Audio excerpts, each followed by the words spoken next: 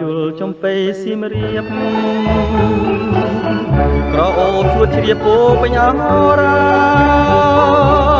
ទ្រង់បងបានស្បាយពីរឿងស្នេហាដល់ការចំប៉ាឲ្យរៀមក្រៀមក្ររយព្រួយរយនឹករយសានទន់ទឹងពុំឃើញនំនឹងតែជ្រះផ្ដាផ្ដាំ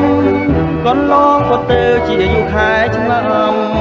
តើឲ្យទ្រាំចាំដេចទៅពេលនេះចំបៃសៀមរាបបងអើយមានតែអ្នកហើយព្រះលោកដំរើជួយផងគ្រាន់ឲ្យបងបានរស់នៅ